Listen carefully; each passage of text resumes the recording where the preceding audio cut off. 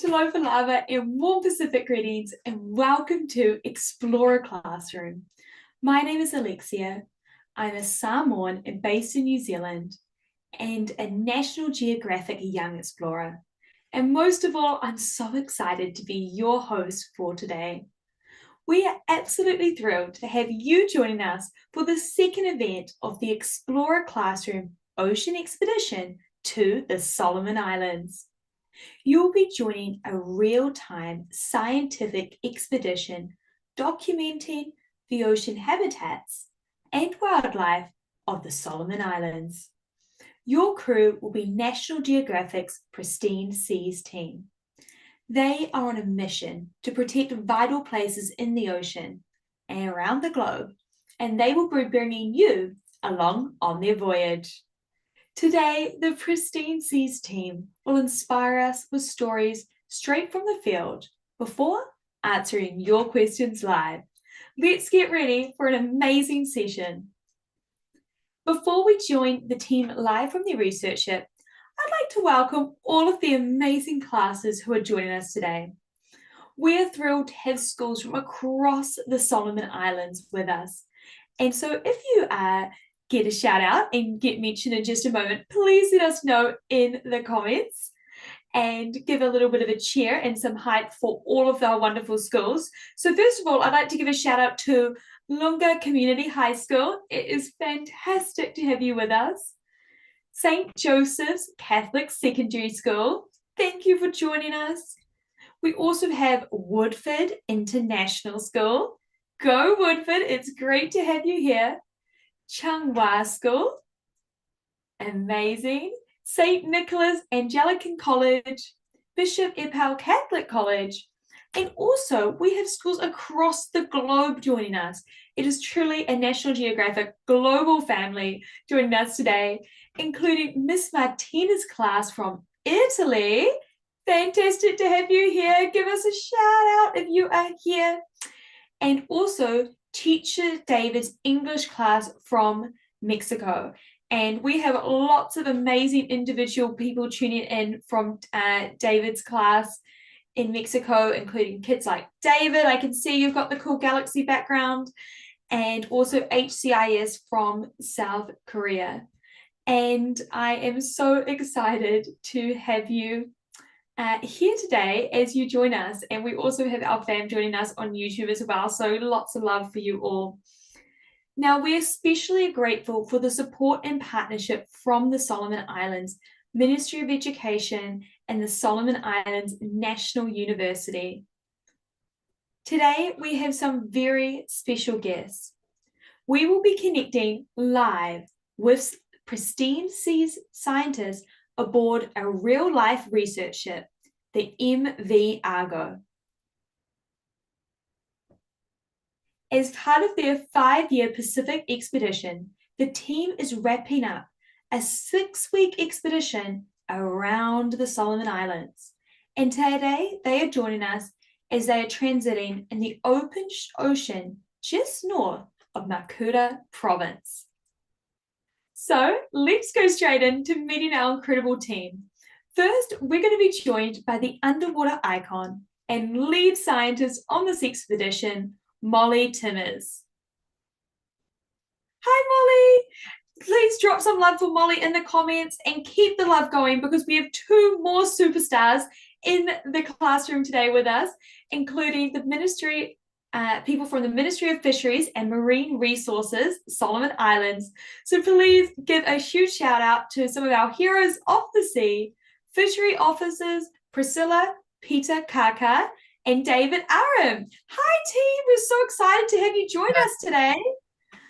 Hello, I'm Molly. I'm heading up the science on the ship, and I'm so happy to be back this week. Welcome, classrooms. I am David. I'll be sharing more about the cool species we've been finding here in the Solomon waters. And hello, I'm Priscilla, and I'm thrilled I get to share more with you about the cultural connections to the ocean.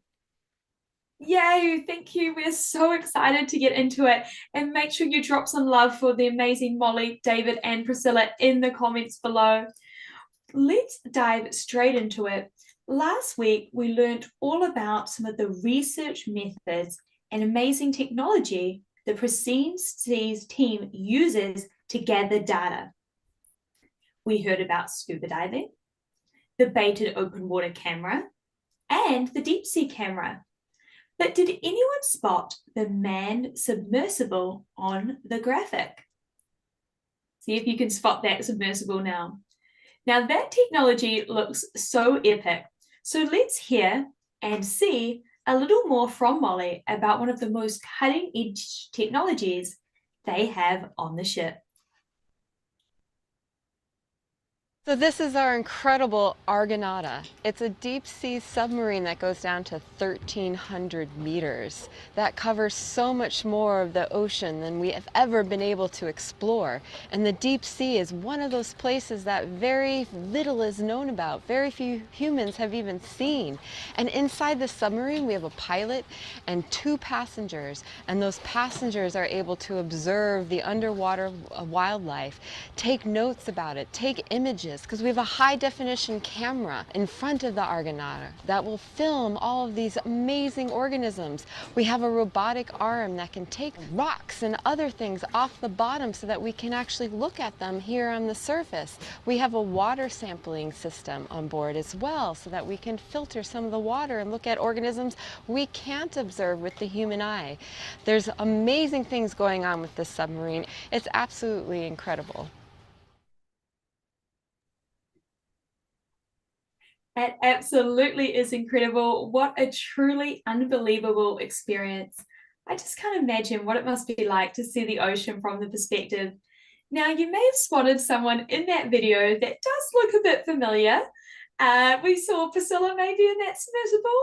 Can you tell us a little bit more about what it was like to experience the manned submersible? Thank you, Alexia. Hi, everyone. Yeah, as Alexia mentioned, I've been submersible, and it was like really awesome experience for me, as it was my first time as well.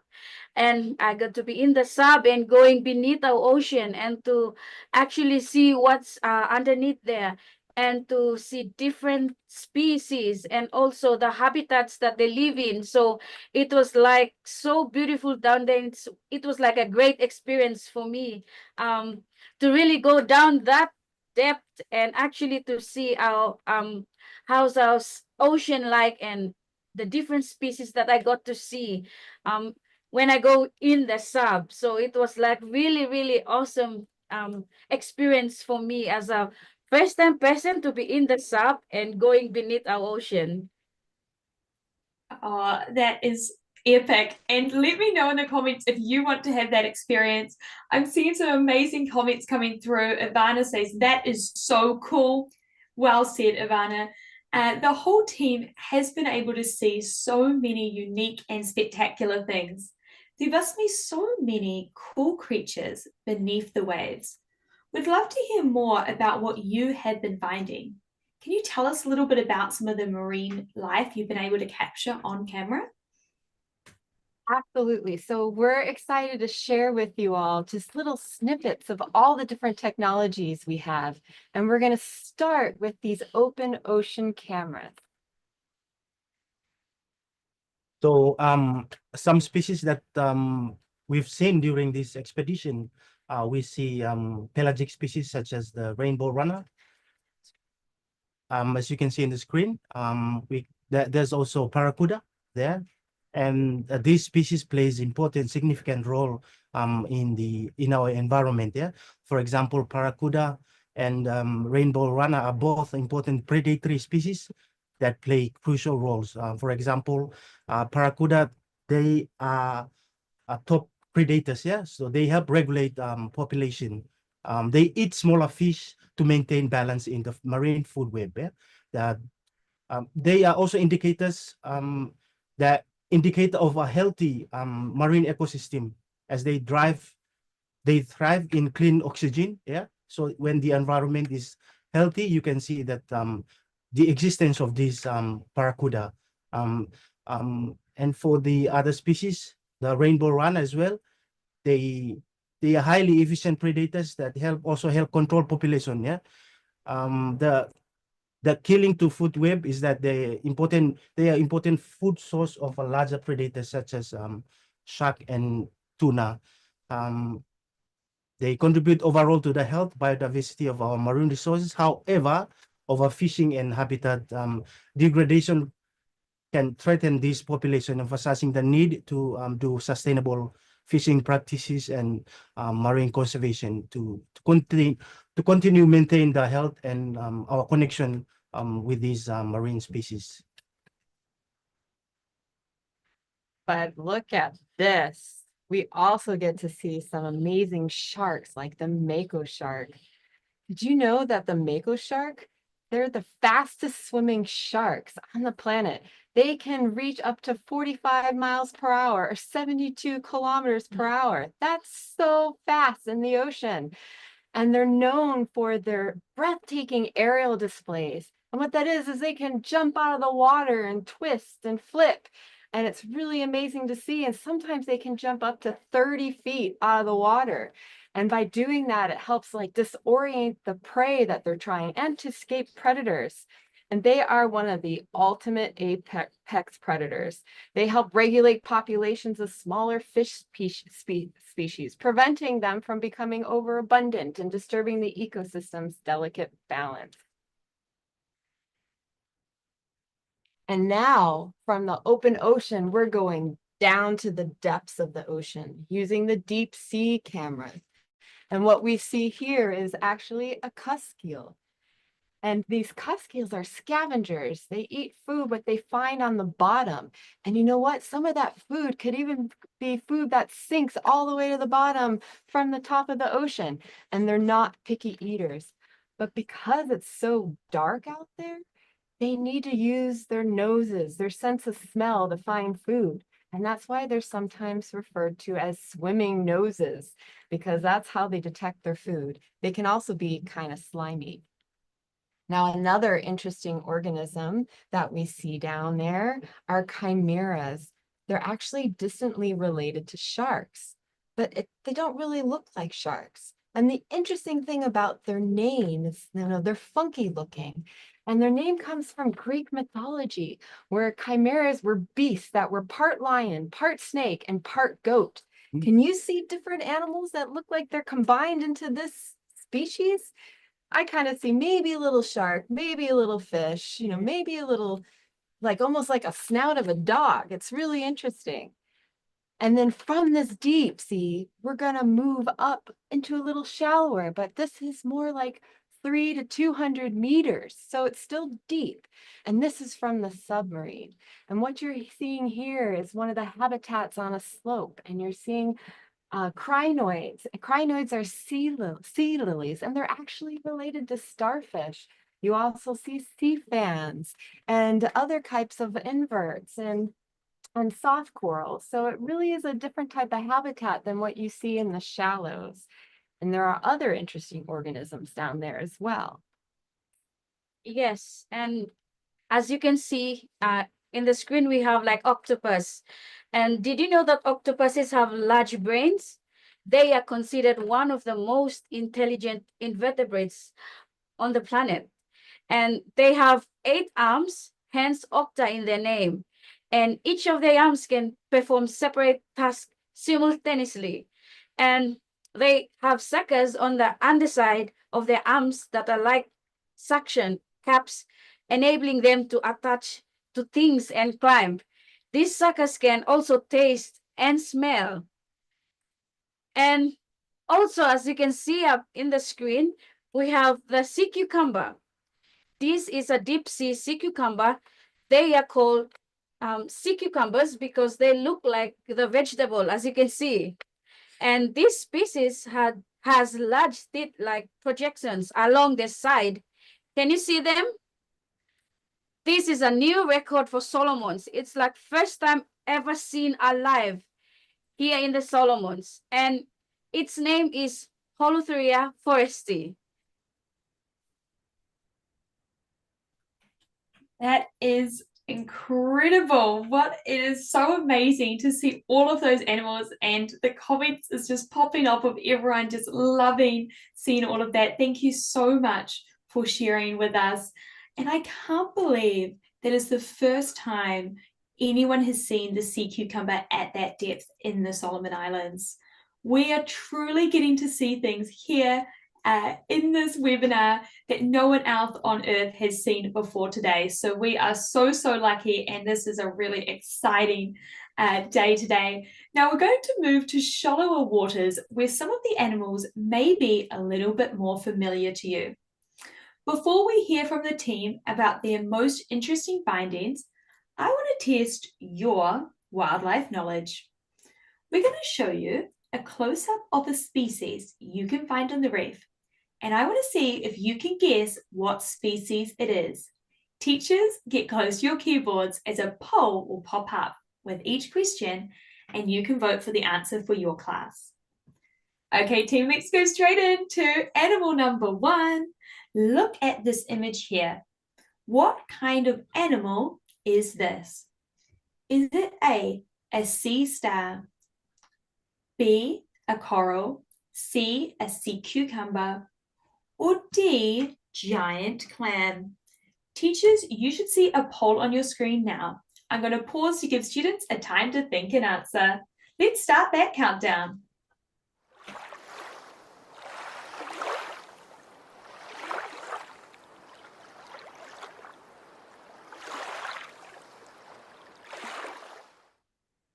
I love that music, and I love your answers, and I can't believe it, but we are almost equally divided on what we think it was.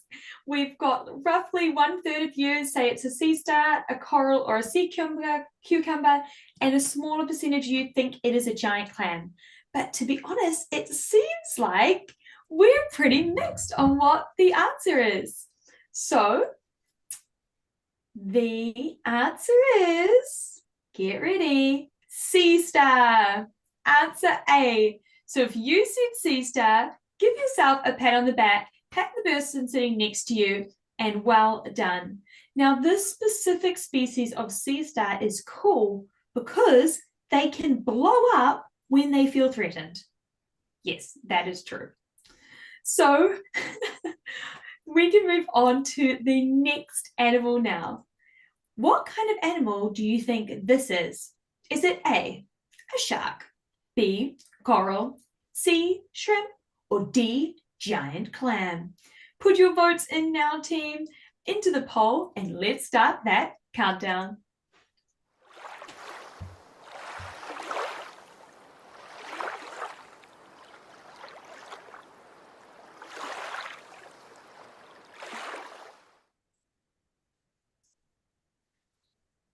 Okay, team, I've seen our answers in the poll, and it seems like we're pretty split 50-50 between the coral and the giant clam.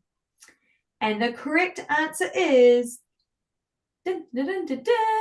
B, coral. So if you said coral, well done. I am so proud of you. Now moving on. This specific type of coral is a soft coral, and it doesn't have a hard skeleton. It just feels like leather. Okay, team, animal number 3. Our third mysterious image is coming up now. What kind of animal is this? Is it A, a shark, B, a sea slug, C, a sea cucumber, or D, a giant clam? Let's start that countdown.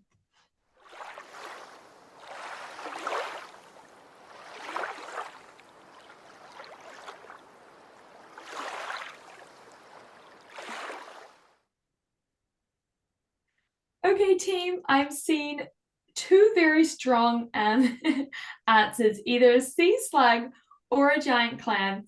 Now, this one was a little bit of a challenging one, but the correct answer is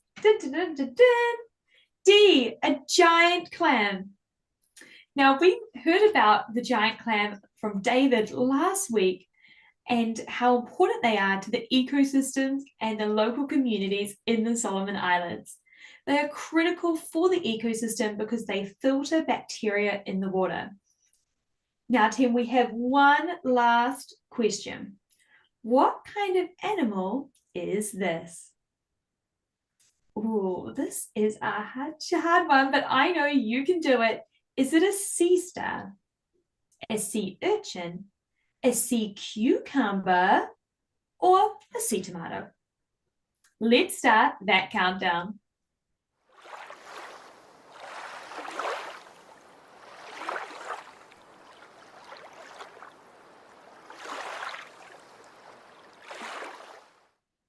I love that music. And also, I love that no one fell for that sea tomato because I don't think that is a real animal.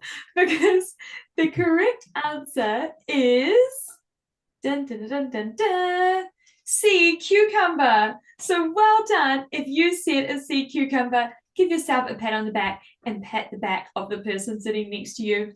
Great work, everyone. Now, these were really tricky, and I'm so impressed by everyone who gave it a go. Now, that last species was a sea cucumber. We saw one earlier in the deep sea, and now another on the reef. I'm not very familiar with sea cucumbers and the role they play on the reef. Molly, can you tell us a little bit more about why they're so important? Sure. I mean, they seem like they just kind of sit there like a blob on the bottom of the ocean, but they're actually really important. And they're being overfished all over the place because a lot of people like to eat them because they think they don't really have a function. But sea cucumbers take a lot of the bacteria out of the sediment. They clean it and clean the reef. And why this is important, by removing that bacteria, it removes diseases that can inflict on corals and other organisms. So they're kind of like the bleach of the reef. They're cleaning it up, removing all the bacteria. So they're super important to maintain and to have on coral reef ecosystems. That is so interesting and just goes to show how every creature plays such an important role. I'd like to hear a little bit more about what other species you are finding in the shallow waters of the Solomon Islands. Is there anything you can show us? We're going to show you a whole bunch of stuff now from the shallows. And Priscilla, take it away. Yes, we also saw like turtles. So as you can see on the screen, there's a green turtle there. And yes, green turtles are large with shells that are usually olive green or brown. And they can grow up to 4 feet long and weigh up to 400 pounds. And adult green turtles are mostly herbivores, eating seagrasses and algae. And for young turtles, they eat small marine animals like jellyfish. And yeah, where they live. Green turtles live in warm oceans around the world. They return to specific beaches to nest, often the same beach where they were born. And yes, green turtles travel long distances, sometimes thousands of miles between feeding areas and nesting beaches. For female turtles, they lay like 100 to 200 eggs in sandy nests. The eggs take about 2 months to hatch. The temperature of the sun affects whether the hatchlings are male or female. Green turtles can live up to 80 years or more, though many will face dangers throughout their lives.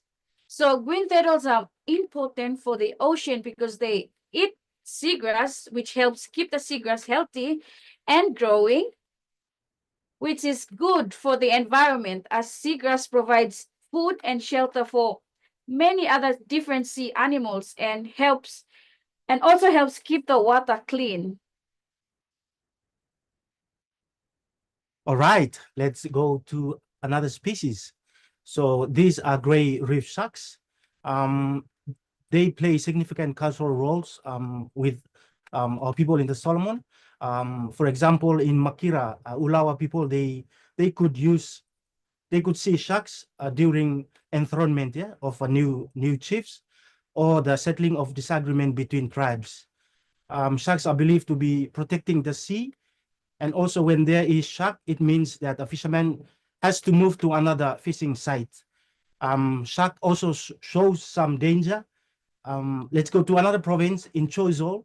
Some tribes are forbidden to eat sharks as it is believed to be their ancestral gods or spirits. Yeah. All right. How about the other species? Let's go to Grouper. Grouper, as we know, they are they are slow growing species, and that means they are very vulnerable, meaning that they can go finish or totally extinct if we over harvest them. Yeah. Um, for they can help large large predatory species like groupers, and they also eat small fish. Yeah, so that's some of the role of the grouper. Let's go to parrotfish. Parrotfish maintain the health of coral reefs by eating algae off a coral rock. Yeah, this allow algae that lives inside the coral to get more sunlight and make food for themselves. Not only that, but they also contribute to producing sand. Yeah, you see all our beaches in our coastal areas. These are all produced from parrotfish. However, yeah, so these are all importance, significant, and their cultural importance um, in our marine waters. Well said, absolutely. Thank you so much, Molly, David, and Priscilla. And it's so great to hear just how important those species play in the health of our ocean. We are just so lucky to learn from you and about how valuable they are for the ecosystem, but also for the communities that depend on them. Now, back to all of our students watching, I've got another quiz for you. Now, we've just heard about the role that a variety of species play in the health of the ocean. But what do you think are the biggest threats to the Solomon Islands marine ecosystem? There can be more than one answer, so please pick as many as you think are right. And the answers are A, plastic pollution, B, overfishing, C, climate change, or D, nutrient and sediment pollution. Once again, the question is, what are the biggest threats to the Solomon Islands marine ecosystem? And yes, you can pick more than one. You should see a poll on your screen now, and let's give a chance for you to pause and think about your answer. Let's start that countdown.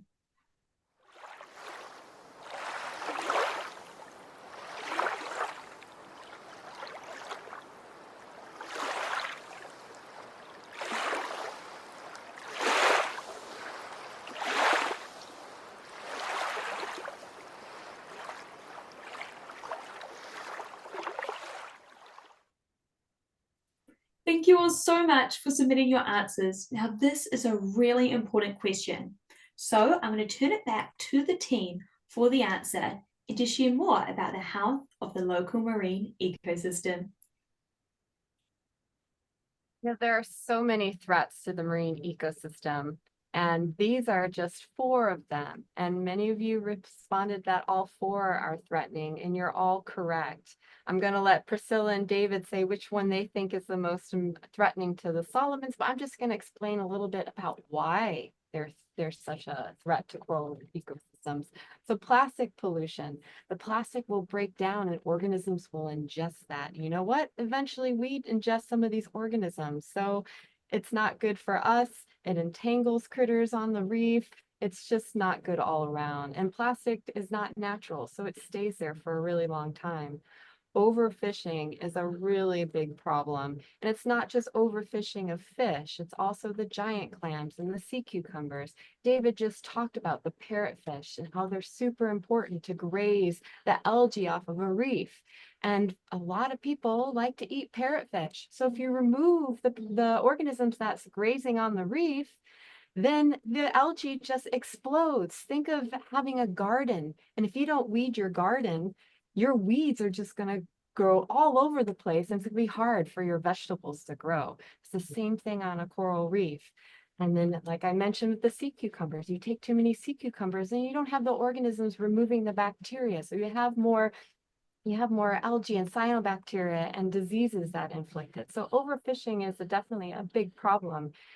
Excess nutrients and sedimentation is a big problem as well, because that's from when you have sewage flowing into a reef, or if you're cutting down forests and you're not doing sustainably and you have all this sediment coming into the reef system.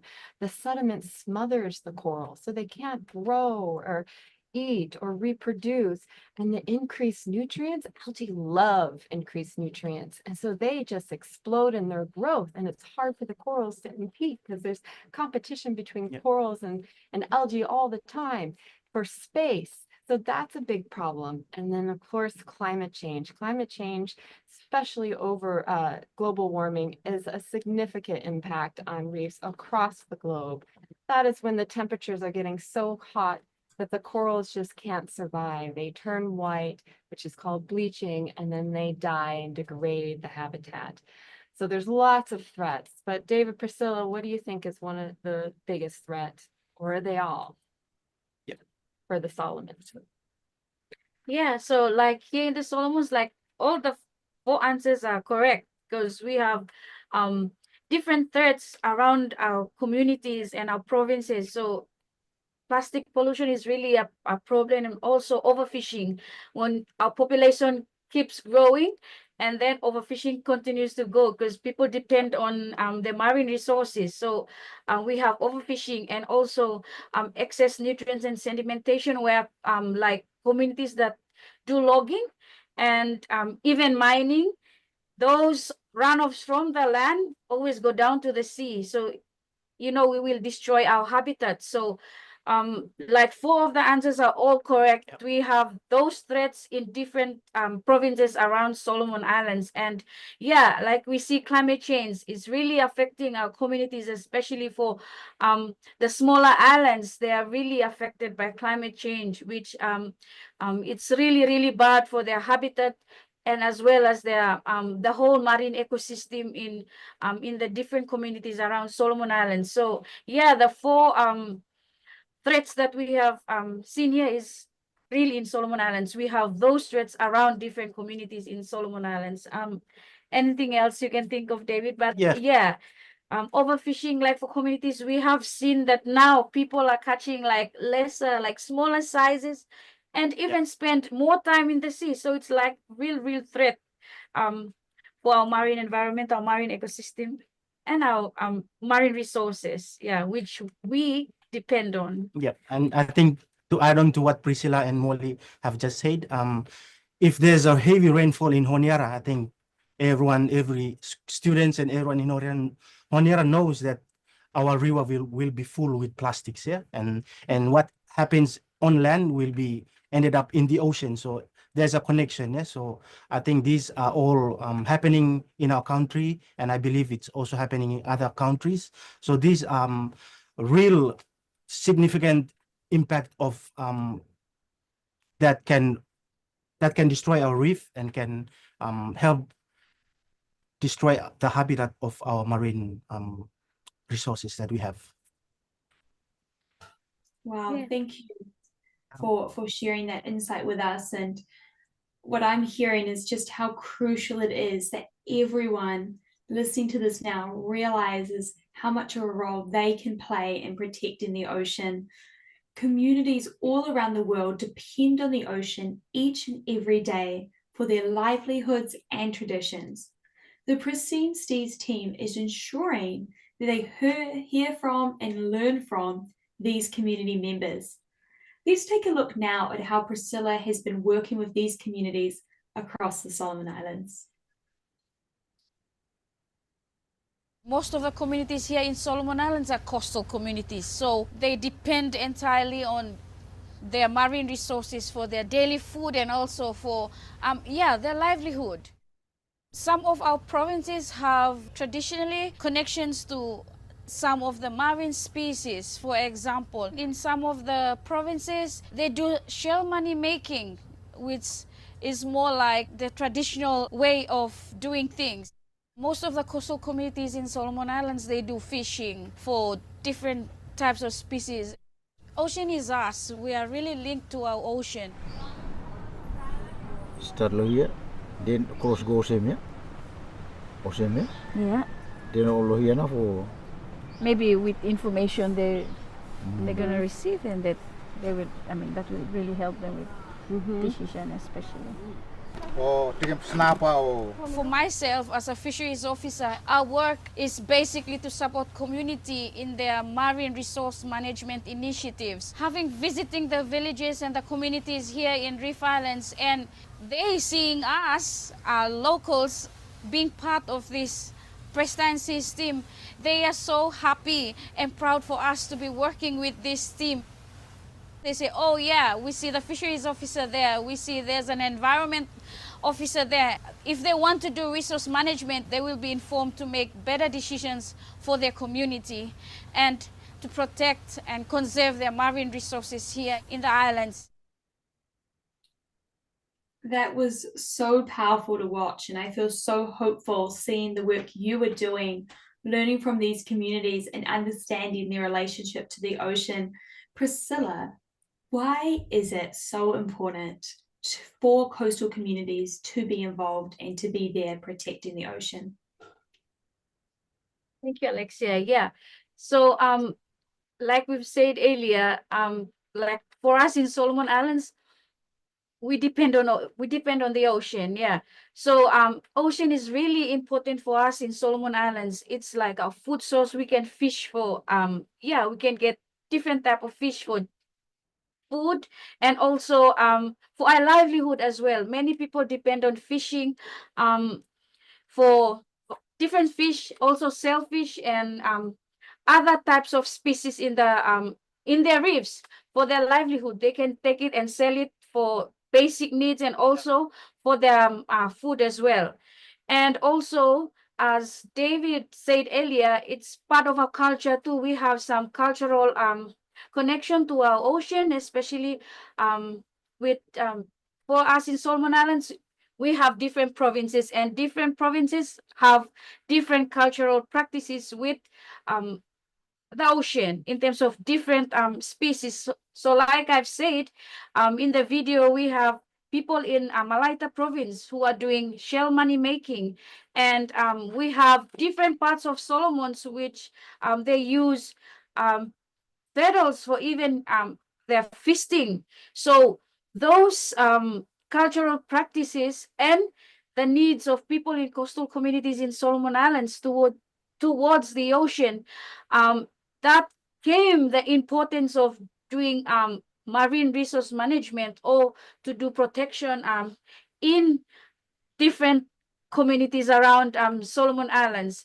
And like we know, Solomon Islands, we are scattered. We have different islands and different provinces around our ocean, and our ocean links us together. So we are connected by our ocean.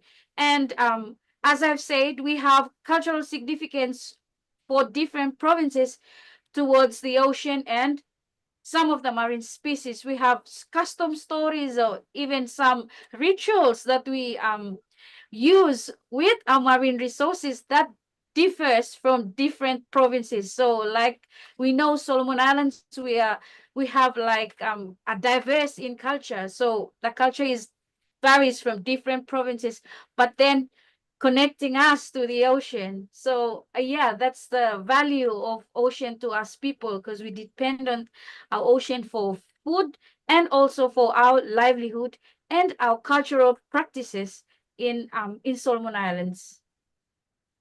Well Yes. said, Priscilla. It just goes to show just how important the ocean truly is to every aspect of your lives. Now, I'm excited to welcome you back here for a very excited part, which is our Q&A portion of the show. Now, I know this is a big favorite for everybody listening now, because you will get the opportunity in just a moment to ask Molly, David, and Priscilla, our superstars of the sea, a question. Now, if you're watching on Zoom, you can now use the hand raise function at the bottom of your screen to raise your hand. You can also write your question in the chat bar. We'll call on as many classes as time allows. And remember, if we call on you, use a nice loud voice to ask your questions. And if you've got mic problems, you can just type it into the chat. Now, I've already seen so many hands fly up on Zoom, but also if you're watching on YouTube, please make sure you send us your questions in the chat bar. We record all of them once they're sent in, so feel free to only send it in once. Teachers, if you're typing in a question, let us know who's asking the question so we can give them a shout out. Okay, we have had some incredibly fast hands fly up. People are very keen and excited. And one of the first people to put up their hands is the wonderful Ivana. So can we please jump to Ivana, and she is going to ask the very first question of the show. And now we do have a question which has come through on the chat, and it is from HCIS School in Songdo in South Korea. And they ask, why doesn't a fish or shark bite the baited camera? Or does it fish or shark bite the baited camera? Oh, they do. They do. Sometimes in the deep sea cameras, so where you saw the chimera and the cuskeel, there are these 6-gill sharks, and they're called 6-gill because they have 6 gills, and they're huge. And they put their mouth over the bait can. Sometimes they pull it off and swallow it. And then for the nearshore stuff, when you saw all the baby gray reefs, sometimes they're trying to bite them. They just can't remove the bait can, but you just didn't see that in the video. But, sometimes they can get pretty aggressive on the bait cans. And we'd just like to finish by saying, what is that one quick final message to the student explorers out there listening now?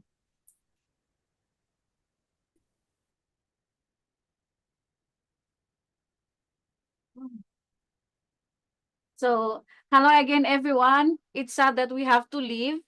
But yeah, as we have been sharing about our ocean and our connection with our ocean, like for us in Solomon Islands, our communities have deeper connection with our ocean, and especially with our culture. Even though we are diverse in culture, but we are connected to our ocean. Like I've said, 98% of Solomon's is just ocean, and only 2% we have land. So like for communities here in Solomon Islands, we depend on our ocean, and that comes back to us to protect our ocean so that we will still see or benefit from our ocean. We want our future generation to also embrace what we have right now, to see different types of species, and also not to see them in books, but to actually see them in real life. And also for us to continue to practice our cultural practices. I think it's very, very important for us coastal communities in Solomon Islands to really think hard about protecting our marine ecosystem and our marine species within. So I think the message I have for our communities in Solomon and also elsewhere in the globe, I think we all have different ways of our connection to the ocean, but it comes back for us to have the love and the heart for our ocean, and to actually protect our ocean so that we will benefit now, and also like our future children and future generation to also benefit from what we have now. I think that would be my message to us, to all of us that are here, and also to our communities and around Solomon Islands as well as around the globe. I think that's my message for today. Thank you. Wow. Thank you, Priscilla. For me, just to add on to Priscilla, let's continue to do conservation. Let's not think too much about logging and mining that will destroy our ocean, but let's encourage our leaders to take action and to do conservation. It's not too late. This is the time to take action to do conservation. As we know, ocean is our identity. We are ocean people, and so we have to protect what God has offered for us. life will find a way to come back if we give it a chance. And that's super important. Like in life, there are so many challenges that we feel we just can't break or get over. But we can if we keep persevering and we make good decisions and we work together. As I said, everyone on the planet depends on our ocean for our oxygen, for regulating our temperature, for providing food, for providing protection. It is so important that we all collectively need to work together, especially for our future generations, to find ways of conserving and leaving nature alone by itself so it can recuperate. And I just want to finally just say a huge thank you to the Solomon Islands, to David and Priscilla. It's been super fun with you guys, and it's not possible for us to come into a place. We can't come into a place without having wonderful people like Dave and Priscilla really helping us and guiding us on this journey. And if the government didn't invite us, we would never be here. So a huge warm thanks to everyone in the Solomon Islands for welcoming us with such warmth to your country. Oh, that is such a beautiful message to end on. And absolutely, we've just got to give it a chance and work together as a team. Such inspiring, hopeful message to end on. A big thank you to you, Molly, Priscilla, David, and the entire Pristine Seas team for taking us on this expedition with you. Thank you so much. Thank you, everyone. Bye-bye. Thank you, team. Wow, drop some love for our incredible Pristine Seas team in the comments. But I just want to say a big thank you to you, our wonderful students, our amazing audience, for being part of it. As you know, we all need to come together, and it's only possible because of your fantastic questions, thanks to your incredible teachers who have been guiding you on this journey. We would love for you to continue your learning after this event and continue your passion and love for the ocean. We do have a mission for all of you students participating. We want you to interview a member of your community whose life is tied to the ocean and learn about the connection between people and the ocean. Teachers, please use our educator's guide to learn more about this mission. So a big thank you again for joining Explorer Classroom Ocean Expedition to the Solomon Islands. Please be on the lookout for some exciting news to come out of the Pristine Seas expedition later today. A big thank you to you all. You have officially completed this expedition. Pat yourself on the back, okay? You can pat both shoulders. Pat the back of the person sitting next to you. There's lots of pats going around, I can see. Have a great day, everyone. Stay curious and keep exploring. We will see you next time. Thank you so much, team.